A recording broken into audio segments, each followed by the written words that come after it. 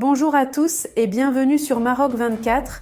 Assurez-vous de vous inscrire et d'activer les notifications pour rester informé de toutes nos nouvelles vidéos. Aujourd'hui, jeudi 7 mars 2024, explorons les manœuvres du Maroc face à l'assaut algérien en Mauritanie. Ce mercredi 6 mars, le Caire s'est mué en théâtre d'une réunion cruciale entre Nasser Bourita et Mohamed Salem Ould Merzoug, son homologue mauritanien. Cette entrevue se déroulant sous l'égide de la 161e session du Conseil exécutif de la Ligue arabe traduit les échiquiers politiques où l'Algérie, avec ses ambitions, se voit astucieusement contrée. Restez avec nous pour plus de détails dans cette revue de presse tirée du site d'information Yabiladi.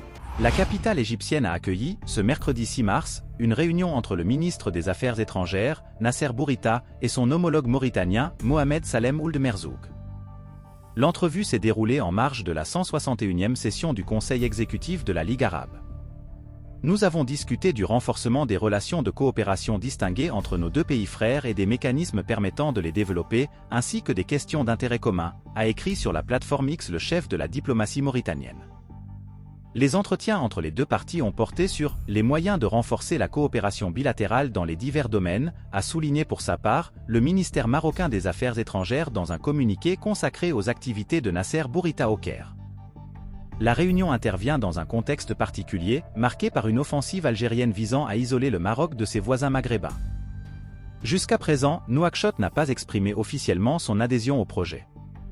Preuve en est, la non-participation du voisin du Sud à la réunion tripartite, tenue le 3 mars à Alger entre les chefs d'État de l'Algérie, la Tunisie et la Libye, dédiée à l'examen d'une relance de l'Union du Maghreb, mais sans le Maroc.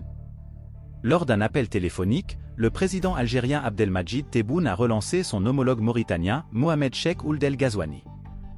Pourtant, les deux présidents s'étaient réunis, samedi dans la capitale algérienne, en marge du sommet des pays producteurs et exportateurs du gaz. Parallèlement à l'action du locataire du palais d'El Mouradia, le ministre algérien des Affaires étrangères, Ahmed Attaf, a rencontré à deux reprises Mohamed Salem Ould Merzoug, le mardi 5 mars à Djeddah et le mercredi 6 mars au Caire. Le président de la Chambre basse du Parlement en Algérie, Brahim Bougali a apporté, aussi, sa contribution à cette offensive. Mardi à Abidjan, il s'est réuni avec son homologue mauritanien, le général à la retraite Mohamed Ould Meguet. Pour rappel, les deux hommes se sont rencontrés à Alger en janvier. Et maintenant, un coup d'œil rapide sur les autres infos importantes du jour. En crise avec le Maroc, l'Algérie cherche d'autres fournisseurs d'armes. Les relations entre le Maroc et l'Algérie demeurent au point mort et font redouter un conflit ouvert. Se préparant à toute éventualité, Alger cherche à se fournir en armes auprès d'autres pays, la Russie, son fournisseur traditionnel, n'étant plus en mesure de satisfaire ses demandes en raison de la poursuite de la guerre entre Moscou et Kiev. Le chef d'état-major de l'armée algérienne, Saïd Chingria, a entrepris une tournée marathon qui l'a conduit en Arabie Saoudite, où il a assisté à la 2e édition de l'exposition mondiale de la défense à Riyad, avant de s'envoler pour le Qatar, où il a pris part à la 8e édition de l'exposition et conférence internationale de Doha sur la défense maritime, d'Index 2024. Révèlent des médias algériens cités par Assaïfa. Selon de nombreux experts, ces déplacements du général de corps d'armée visent généralement à rechercher la signature de nouveaux accords d'armement pour l'armée algérienne. Les budgets de l'Armée nationale populaire, ANP, ont considérablement augmenté ces 2 dernières années en vue de l'acquisition de nouvelles armes après des décennies de dépendance aux armes russes qui se seraient révélées peu efficaces pendant la guerre en Ukraine.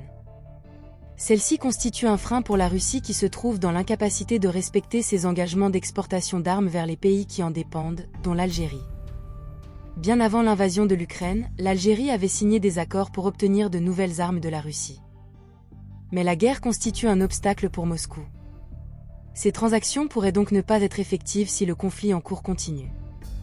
Ainsi, face aux difficultés de la Russie, l'Algérie a engagé des négociations avec la Chine l'année dernière pour l'acquisition du système de défense missile balistique SY-400, a révélé le site Infodefensa, spécialisé dans les transactions d'armement.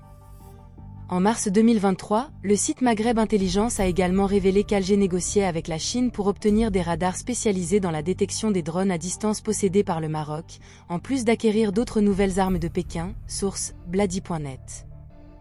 Coopération sécuritaire, Abdelatif Hamouchi en visite de travail au Royaume-Uni.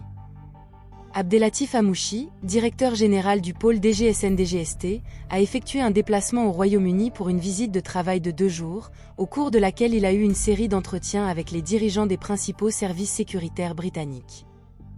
Selon un communiqué diffusé par le pôle Direction générale de la Sûreté nationale, Direction générale de la surveillance du territoire, DGSN-DGST, son directeur général, Abdelatif Hamouchi, a effectué un déplacement au Royaume-Uni le mardi 5 mars, pour une importante visite de travail.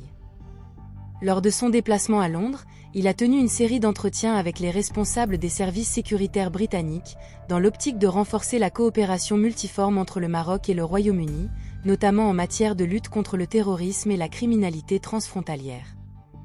Abdelatif Hamouchi s'est ainsi entretenu avec Ken McCallum, directeur général du MI5, Renseignements intérieurs, et d'autres responsables de la lutte contre le terrorisme.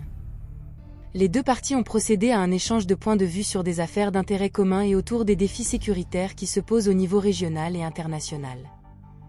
Lors de son déplacement, qui a duré 2 jours, Abdelatif Hamouchi s'est également rendu au siège de New Scotland Yard, où il a eu une séance de travail avec Sir Mark Rowley, chef de la police métropolitaine londonienne, et avec Sir Matt Juke, responsable de la lutte antiterroriste.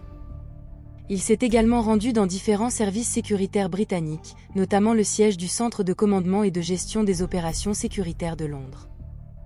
La visite du directeur général du pôle DGSN-DGST au Royaume-Uni vient consacrer et renforcer les relations bilatérales entre les services de sécurité des deux pays, et atteste de la volonté des deux parties d'aller encore plus loin dans leur coopération sécuritaire et dans leur coordination en matière de renseignement, à même de faire face aux défis communs. Source, le 360. Le président de l'Argentine invité à se rendre au Maroc pour dynamiser la coopération. L'ambassadeur du Maroc à Buenos Aires, Fares Yassir, a invité le président argentin nouvellement élu en décembre 2023, Javier Gerardo Milei, extrême droite, à se rendre au Royaume dans le cadre du renforcement des relations commerciales entre les deux pays. Cette invitation a été lancée à l'occasion d'une rencontre entre le diplomate marocain et le président du Parlement argentin, Martín Alexis Menem. Les entretiens entre les deux responsables ont porté notamment sur la coopération parlementaire et de la création de groupes parlementaires pour renforcer les visites d'échange. Officiellement, les échanges commerciaux entre l'Argentine et le Maroc ont atteint 1,49 milliard de dollars en 2022. Dans ce sens, Fares Yassir a souligné que le Maroc est le principal exportateur d'engrais vers l'Argentine. Il a évoqué, à ce sujet, les possibilités d'envisager des projets de coopération tripartite avec les pays africains, notamment dans le domaine de la production agricole. L'Argentine exporte principalement du blé, de l'huile de soja, de la farine et des crevettes vers le Maroc. L'ambassadeur du Royaume a par ailleurs exprimé son intérêt pour poursuivre des activités culturelles comme celles organisées l'année dernière, à même d'approfondir les aspects non commerciaux des relations bilatérales. Source, Yabiladi. Pour rester informé, je vous invite à regarder les vidéos Maroc 24 qui s'affichent sur votre écran.